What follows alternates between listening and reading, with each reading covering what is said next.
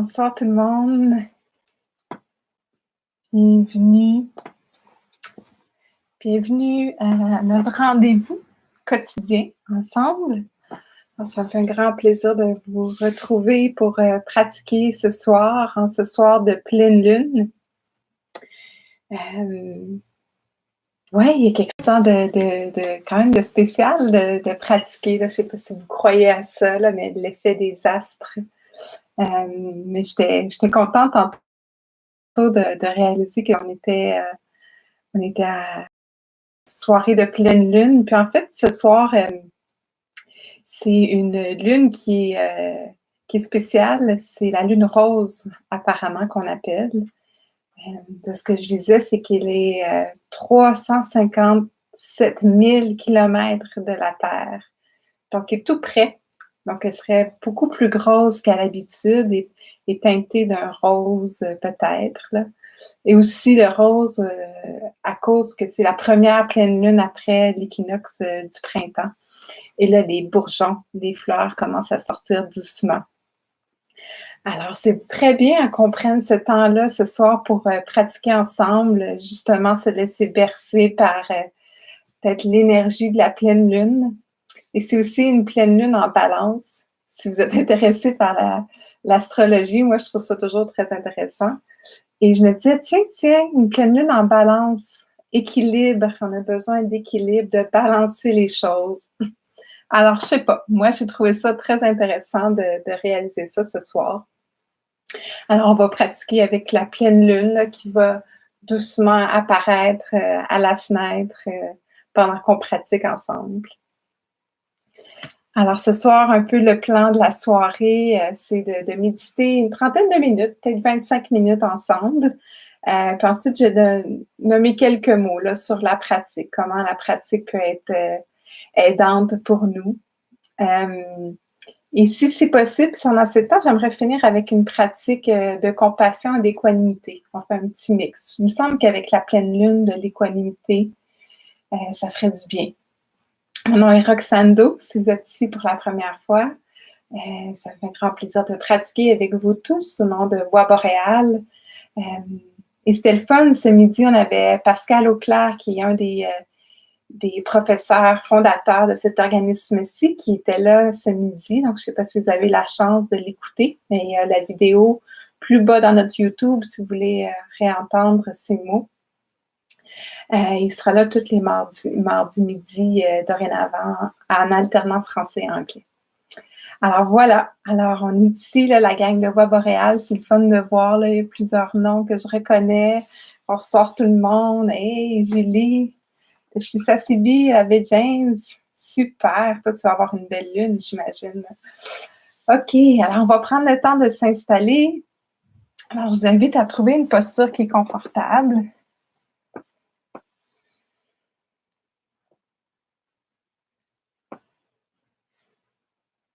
Et on peut choisir de fermer les yeux.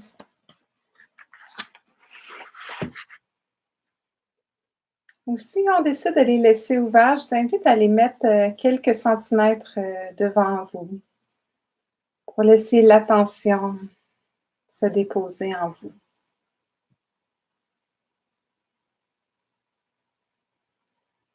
Et pendant qu'on établit l'attention dans le corps, j'ai envie de commencer ce soir avec un texte que j'ai trouvé dans un livre Teachings of the Buddha de Jack Kornfield, qui est un regroupement de différents enseignements dans la philosophie bouddhiste.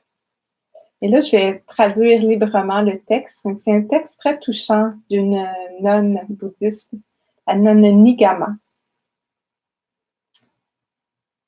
Il s'appelle Natural Abiding. Se laisser être naturellement dans ce qui est.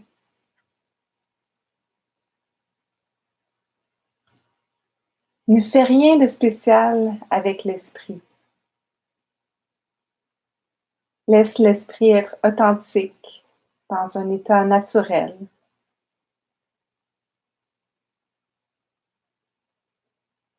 L'esprit qui se laisse être bercé par la réalité des choses. La clé de la méditation est ça, simplement. Se laisser être là. L'expérience de la majestueuse réalité au-delà des extrêmes. Comme dans un océan, les bulles apparaissent et disparaissent encore et encore.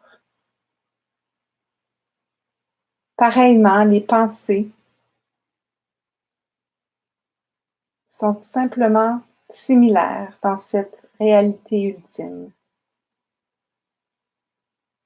Alors, n'essayons pas de trouver des défauts. Demeurons à l'aise. Peu importe ce qui apparaît, peu importe ce qui est rencontré, ne vous y attachez pas, relâchez immédiatement. Les apparences, les sons, les objets sont notre propre esprit. Il n'y a rien excepté l'esprit. L'esprit est au-delà des extrêmes de la mort et de la naissance. La nature de l'esprit, ou on pourrait dire ici la conscience, malgré le fait qu'elle est touchée par les 5 sens, ne sort jamais de la réalité. Dans un état d'équilibre cosmique, comme ce soir, il n'y a rien à abandonner ou même pratiquer. Pas de méditation ou post-méditation. Simplement ceci. Alors, on peut se laisser bercer par ces mots de la nonne Nigama, qui nous invite à se laisser bercer par la conscience, ou on pourrait traduire par la présence de l'esprit, présence de l'attention qui connaît.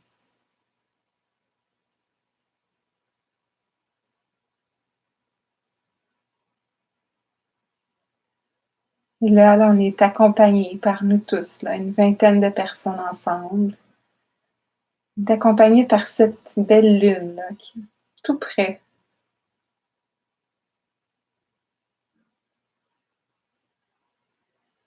Et là, on prend le temps juste d'être.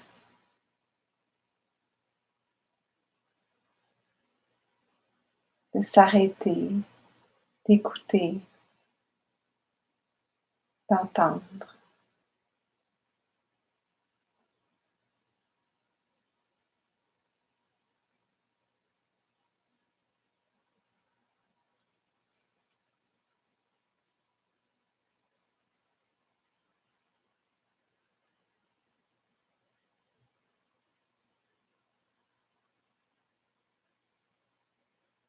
On rencontre doucement la présence du corps qui est assis ou allongé.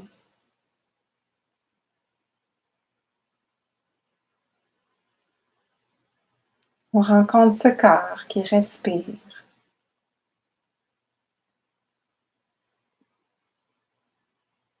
Cette conscience qui entend.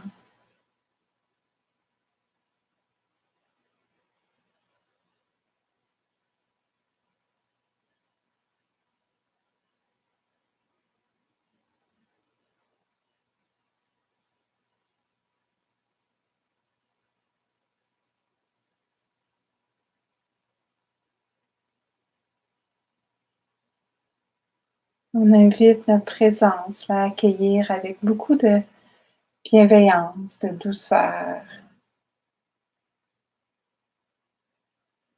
Accueillir peut-être, peu importe l'état intérieur qui est là. Que ça soit un peu contracté là-dedans, au contraire, plutôt vaste.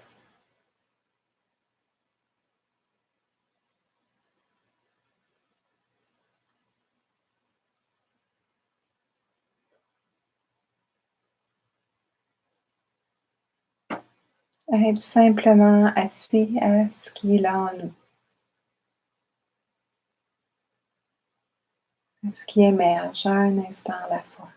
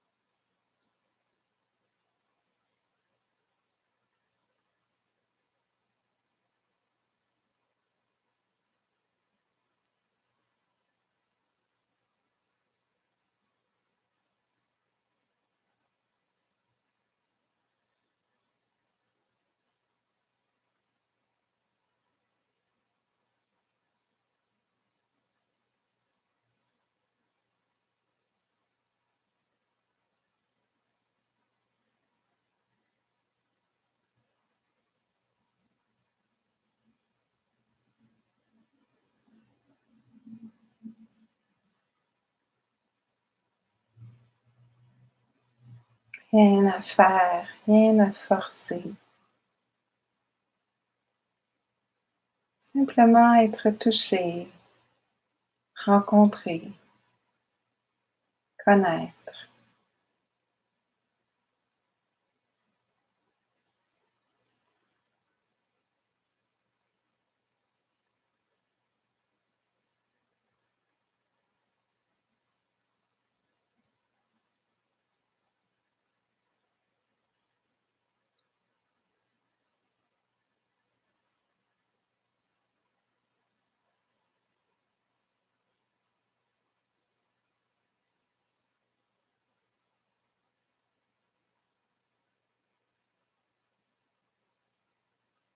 Si vous remarquez certaines contractions dans le corps, on peut inviter certaines détentes, là, par exemple dans le front, dans les yeux, dans les épaules, les cuisses, les hanches.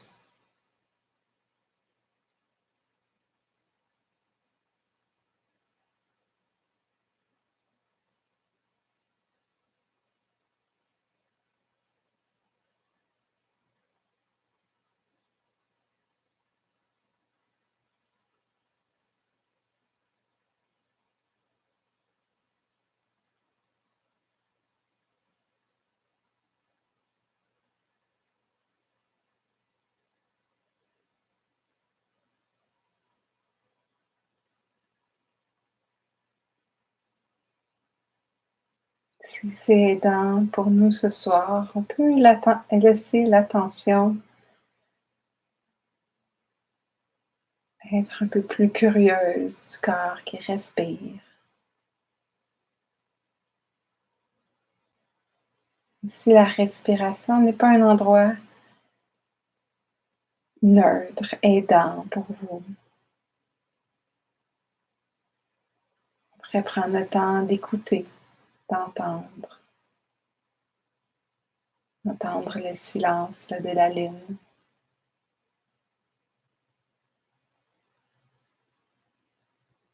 entendre le silence présent en nous.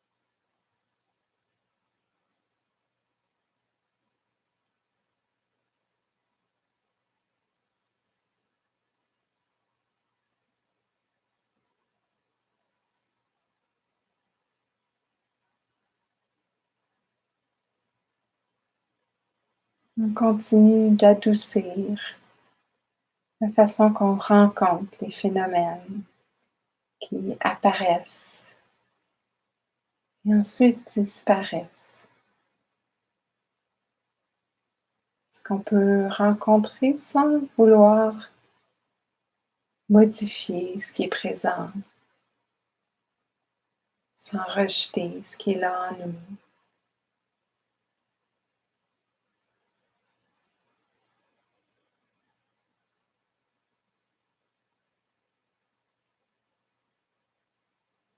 C'est comme ça en ce moment pour moi. Être simplement assis, connaître les mains, rencontrer le contact des pieds sur le sol.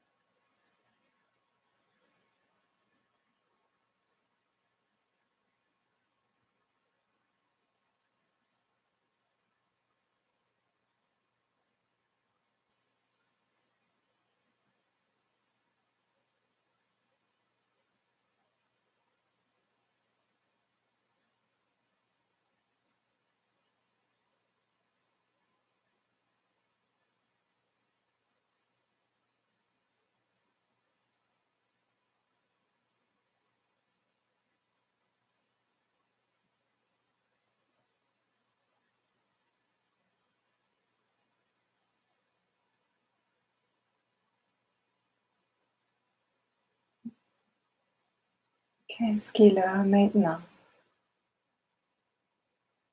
Et maintenant,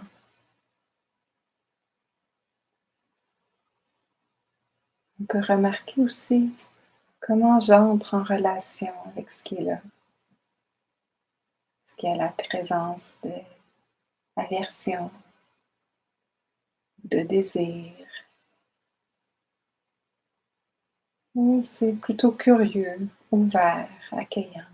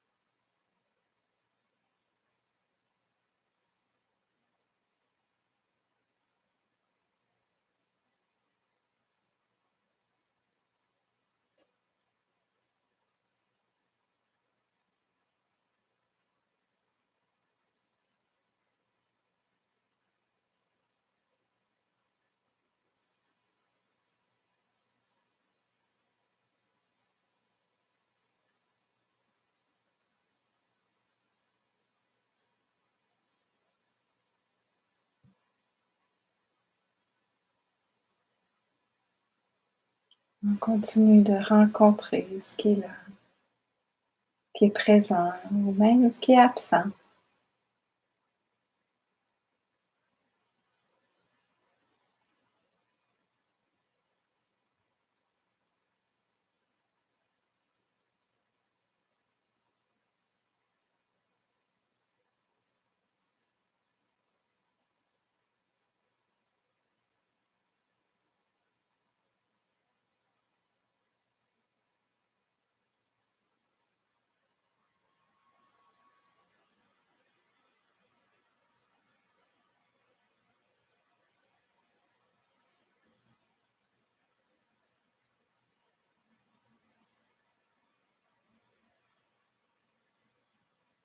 Si on remarque là, que les pensées sont très présentes, tout à fait normal. On reconnaît que ça pense. Là, je nous invite là, à amener l'attention peut-être dans les mains, dans les pieds. On va être un peu plus curieux du mouvement du ventre qui gonfle et dégonfle.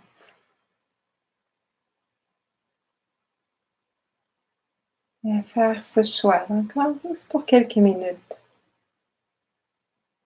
d'être présent, d'être juste assis ensemble au clair de lune.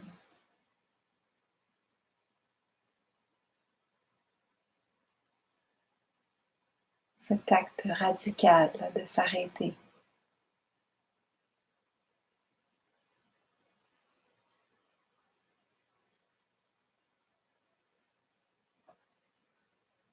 Cet acte radical de créer de l'espace en vous pour accueillir, ressentir.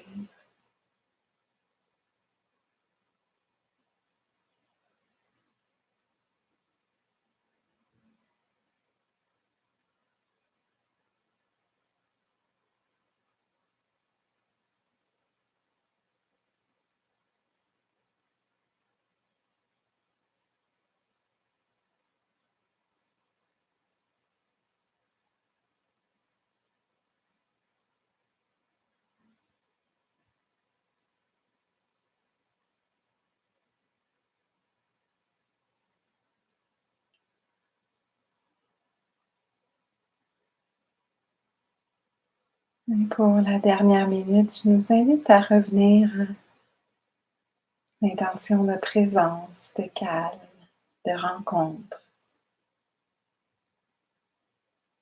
de bienveillance aussi.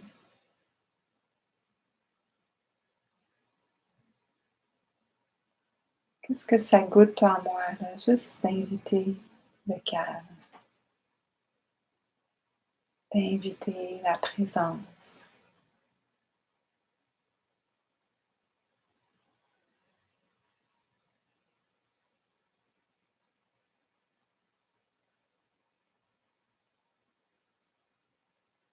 Et aussi de se permettre, là, si c'est pas ça qui est là,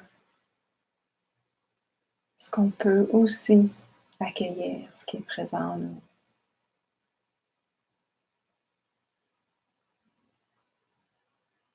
Sachant que tous les états intérieurs sont les bienvenus.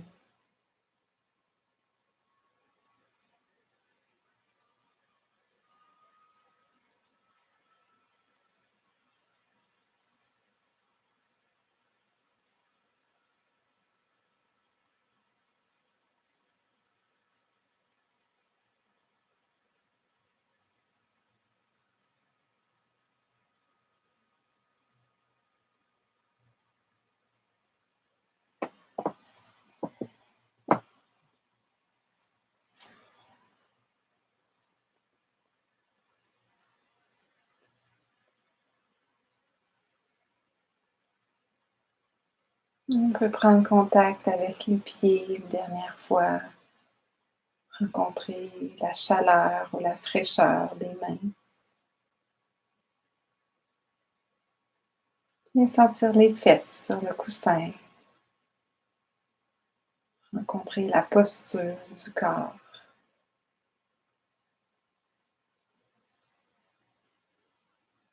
Et là, se laisser toucher par le son de la cloche.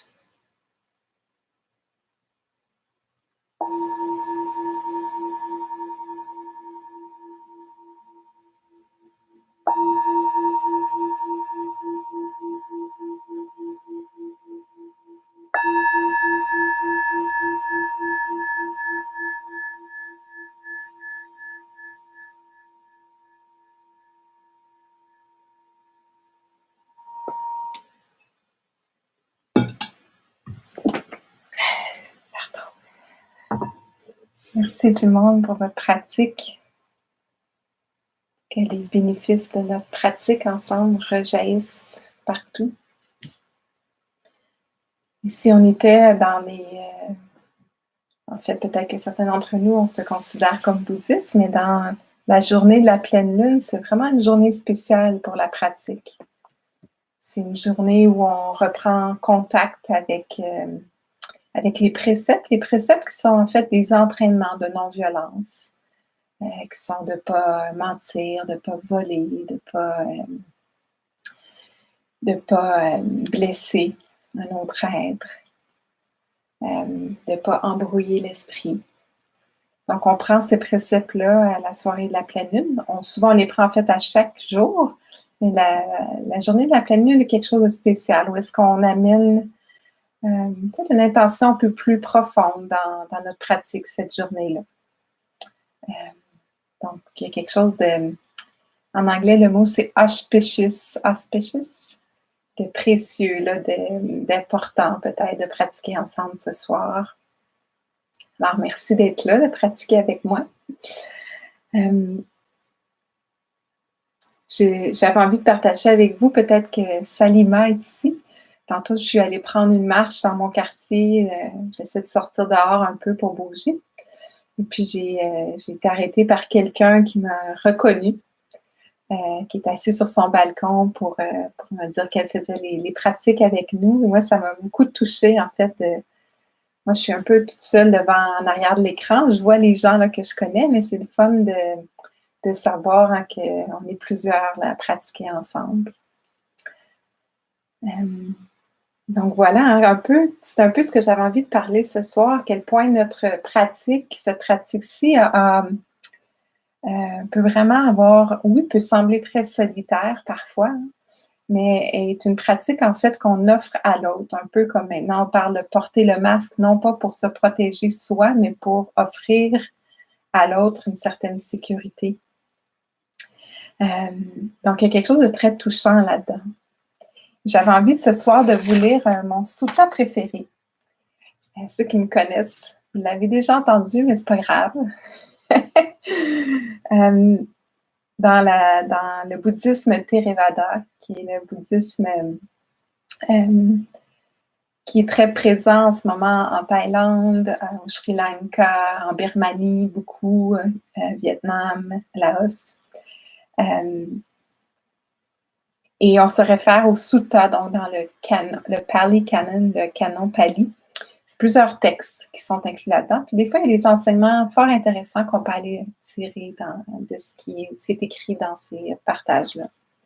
Alors, dans le Siddhaka Sutta,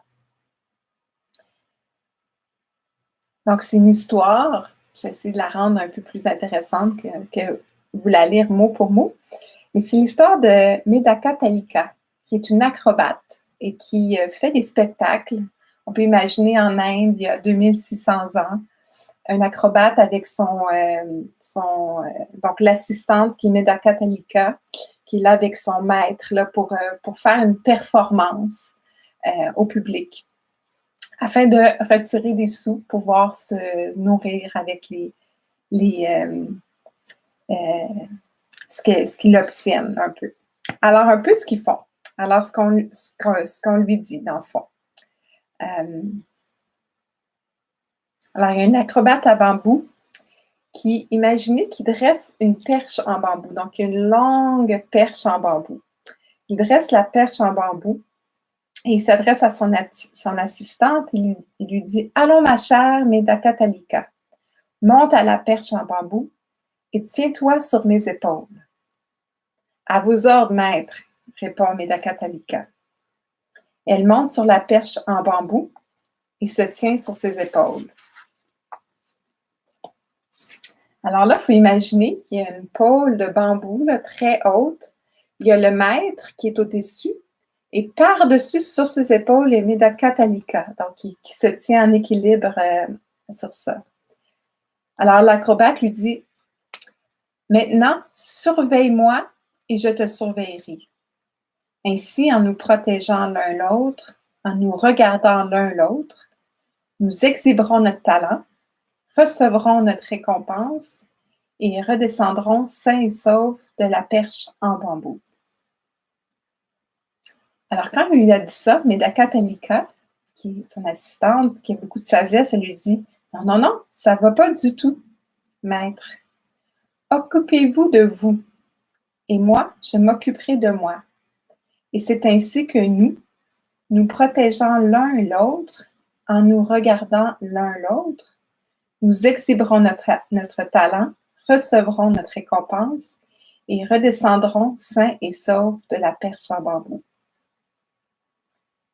Et là, dans la légende, il y a le Bouddha qui passait, donc le grand maître sage qui lui dit: « Ce que Medaka Dalika, votre assistante, vous dit est très approprié en l'occurrence. » Et là, il prend le temps d'utiliser cet exemple-là pour faire un enseignement. Il dit ça à ses moines, il dit: « On doit pratiquer dans un cadre de référence avec cette pensée. Je ferai attention à moi, ainsi je ferai attention aux autres. Quand on fait attention à soi, on fait attention aux autres. Et comment on fait attention à soi? C'est en amenant cette pratique de présence, d'écoute, de rencontre. Ainsi, en faisant attention à soi, on prend soin aussi de l'autre. » Et moi, j'aime beaucoup ce texte-là, parce que ça nous ramène qu'on a chacun notre propre rôle à jouer dans l'équation, puis à quel point c'est important de prendre le temps de rencontrer, d'écouter ce qui est présent en nous. Et cette pratique-ci, c'est beaucoup ça qu'elle nous offre. Quand on prend le temps de s'arrêter, de juste rencontrer le corps, par exemple, il y a quelque chose qui peut s'établir en une plus grande présence, une plus grande rencontre avec un peu notre réalité intérieure. Quand on rencontre, juste avec la posture, quand le corps est contracté, rigide, fermé. Moi, je le remarque tantôt, je marchais, puis je remarquais que je marchais avec le front un peu fermé, contracté. Là, j'ai pris conscience de ma posture, j'étais debout, j'ai pris le temps de relâcher le front. Puis juste en faisant ce contact-là, il y a quelque chose en moi qui s'est détendu. Je voyais que la façon que je regardais les choses était peut-être un peu plus relaxe, un peu plus accueillante. Donc, juste avec la rencontre du corps, à travers la posture, à travers la rencontre des éléments en nous, il y a quelque chose qui peut se détendre, qui peut s'ouvrir. Et c'est la même chose quand dans la pratique, quand on parle de intérieurement et extérieurement. Aussi, lorsqu'on peut remarquer en l'autre une contraction, il y a peut-être une façon différente qu'on va interagir avec lui. Donc, quand on prend le temps de reconnaître, de rencontrer ce qui est présent en nous, autour de nous, personnellement, mon petit moi qui fait ça, il y a quelque chose peut-être qui peut s'ouvrir, qui peut s'adoucir dans notre rencontre avec notre monde. Aussi, lorsqu'on prend le temps de regarder les émotions, les états intérieurs, même nos croyances, quand on prend le temps d'être conscient de ce qui nous habite, il y a plus de chances que la prochaine fois, quand on rencontre l'autre, il va peut-être avoir plus d'écoute, plus de compréhension, plus de capacité d'être avec ce que l'autre a à nous dire, à nous partager. On peut aussi prendre le temps de regarder le type de pensée qui nous habite.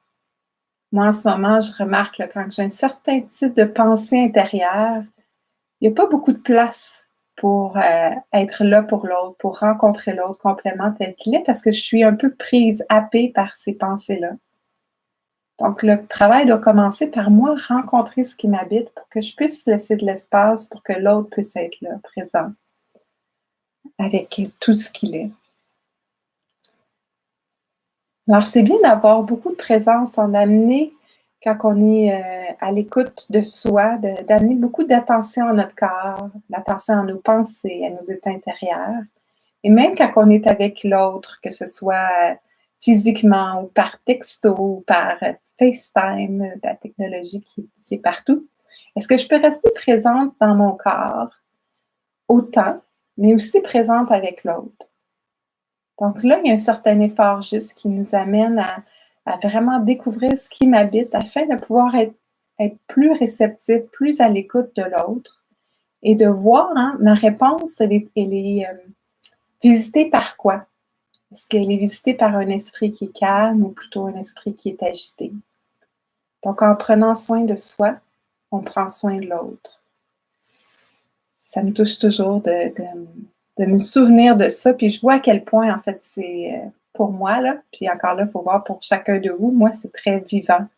Quand j'ai pas de l'espace là, pour rencontrer ce qui m'habite moi, j'ai plus de difficultés de rencontrer l'autre. Alors, c'est un peu ce que j'avais envie hein, qu'on regarde ensemble, puis peut-être à investiguer pour vous-même dans les prochains jours, de voir comment le fait de s'enraciner dans notre propre corps, de s'incarner dans notre corps, il y a plus de place, plus d'espace pour rencontrer l'autre de différentes façons. Alors, comment qu'on rencontre l'espace, comment on le remplit, comment on rencontre notre réalité. J'avais envie de terminer un peu ce soir avec un texte que j'ai lu récemment qui est apparemment de Paul Williams, qui est un auteur de chansons aux États-Unis. Puis en parlant d'espace, là, de l'un et l'autre, prendre soin de l'un, c'est prendre soin de l'autre. Ça m'a beaucoup touchée en lisant ce texte-là que j'ai traduit. Encore là, traduction libre, c'est pas toujours parfait. Et ça parle un peu de ce qu'on vit en ce moment. Quand vous sortez et voyez les rues vides, les stades vides, le quai du métro vide, ne vous dites pas « Mon Dieu, ça ressemble à la fin du monde ». Ce que vous voyez, au contraire, c'est de l'amour en action. Ce que vous voyez dans cet espace négatif ou vide, c'est à quel point nous nous soucions les uns des autres, pour nos grands-parents, pour nos frères et sœurs, pour les gens que nous ne rencontrerons jamais. Les gens, oui, perdront des emplois à ce sujet. Certains perdront leurs entreprises et certains vont perdre la vie. Mais raison de plus pour prendre un moment lorsque vous êtes en promenade ou en route vers l'épicerie, ou tout simplement lorsque vous regardez l'actualité. De regarder le vide et de vous émerveiller devant tout cet amour. Laissez-vous remplir et laissez cet espace vous soutenir. Ce n'est pas la fin du monde. C'est un acte de solidarité mondiale, le plus remarquable dont nous avons jamais été témoins. Et c'est pour cette raison pour laquelle ce monde continuera. Alors, je trouve ça beau de nous dire là, quand c'est plutôt vide, spacieux ou différent dans les prochains jours, qu'en fait c'est rempli d'amour, que c'est l'amour en action. Juste ça, il y a une perception des choses qui peut changer. En tout cas, moi, ça m'a touchée, puis ça a amené une couleur différente à ma marche tantôt, quand je voyais le parc là, vide. Et, c'est comme, waouh, c'est pas vide, c'est plein tout ça. Alors, j'aimerais qu'on termine notre pratique ce soir, juste quelques minutes, avec une pratique de compassion et d'équanimité. Je trouve que la lune nous amène à ça, à prendre soin du difficile, mais aussi à trouver, en fait, à travers tout ça, beaucoup d'équilibre. Alors, je vous invite à reprendre une posture de pratique.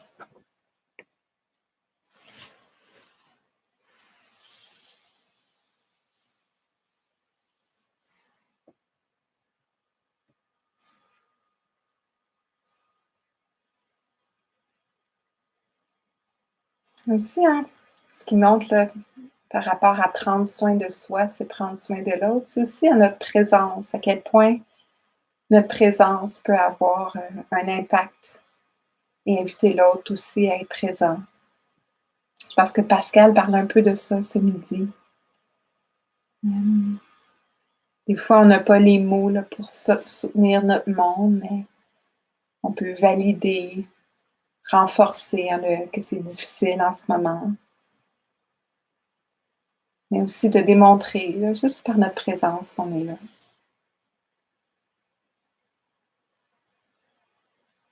Alors, c'est ce qu'on va faire un peu avec ce corps-ci, cet esprit-ci.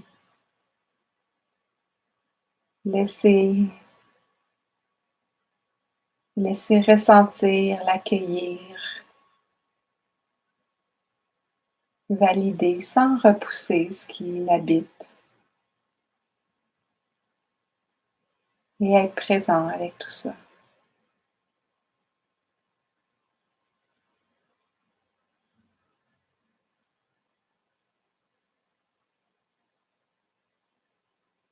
Pour cette pratique-ci, je vais nommer quelques phrases. On peut venir les déposer en soi et répéter doucement. On pourrait choisir d'utiliser un ou deux mots et laisser créer cet espace d'équilibre, de compassion.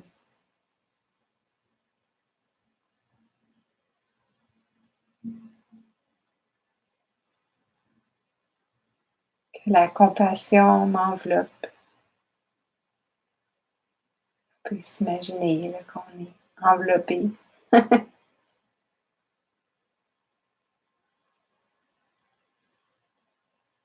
Que je m'accueille complètement tel que je suis, avec bienveillance, compassion.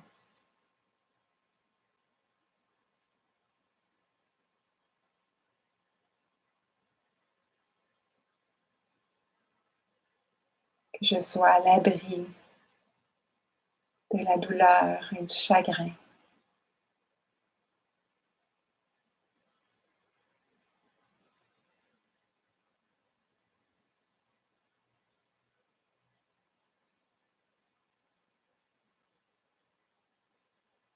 Que je trouve à travers les changements, l'inconfort,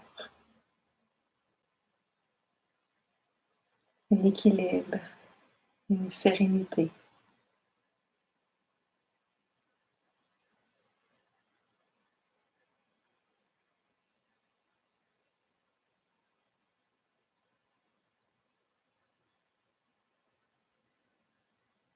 Que la compassion m'enveloppe.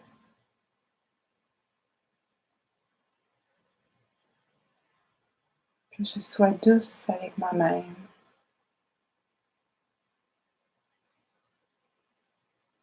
Que je sois à l'abri de la douleur, du chagrin.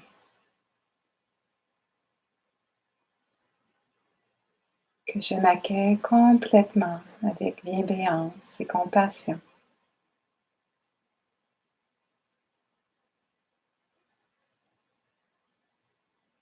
Que je rencontre le difficile, les changements avec équilibre et sérénité.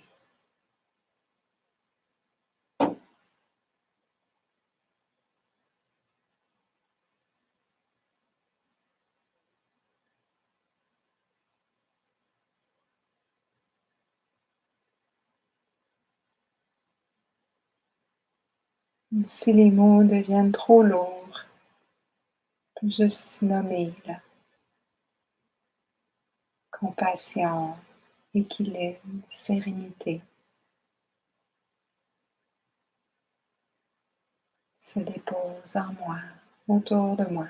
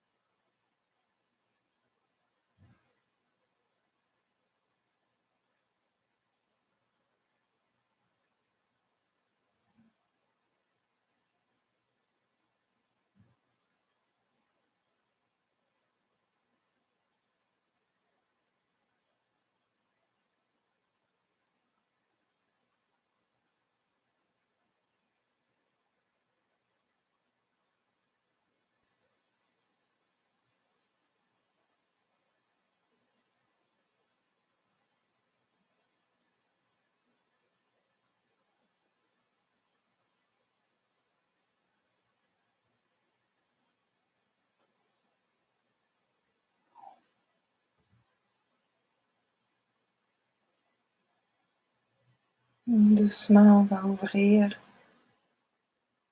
cette pratique pour notre belle planète, tous ces êtres.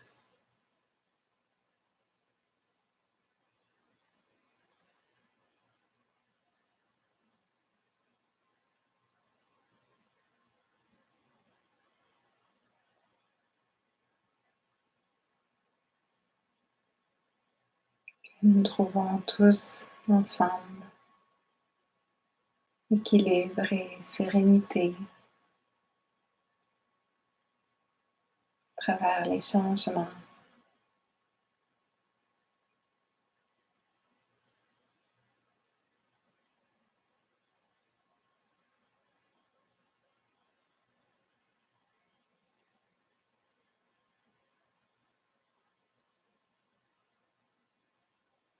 Que nous soyons tous à l'abri de la douleur et du chagrin.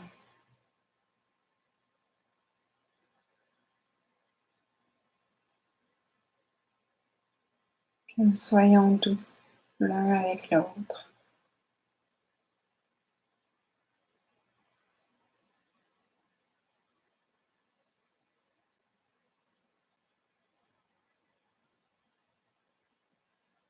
J'ajouterais ce soir que nous prenons chacun de nous du temps pour prendre soin de soi,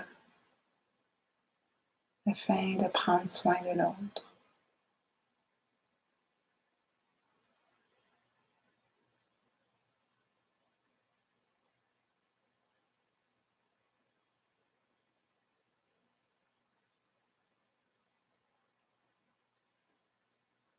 Que notre belle planète et même notre belle lune ce soir soit enveloppée de compassion et de bienveillance.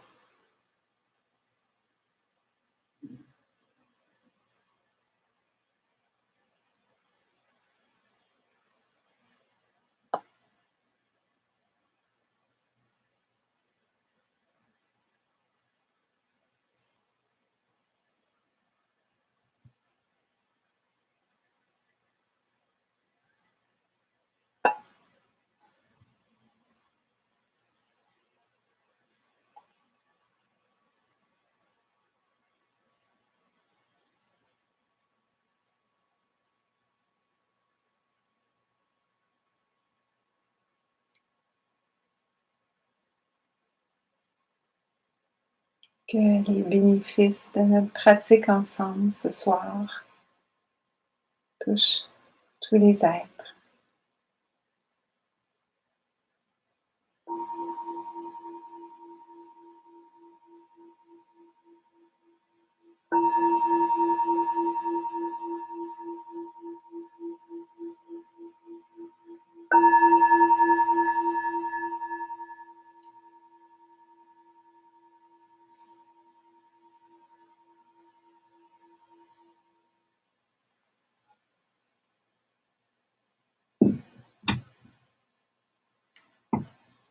Un grand merci tout le monde pour votre pratique ensemble ce soir. Et là, la lune devrait être au rendez-vous. Si vous voulez aller la regarder un peu et la voir comme un point d'équilibre, peut-être que ça peut nous inspirer en nous. Donc, prenez soin de vous autres. Moi, je vais aller regarder la lune et m'asseoir en silence, peut-être sur mon balcon. Si vous avez envie de soutenir l'organisme Boréal qui organise tout ça, c'est en bas. Sinon, un grand merci tout le monde, puis au plaisir de vous revoir. Moi, je serai de retour vendredi midi. Mais demain, il y aura Muriel qui va être là et Jill. Merci, à bientôt.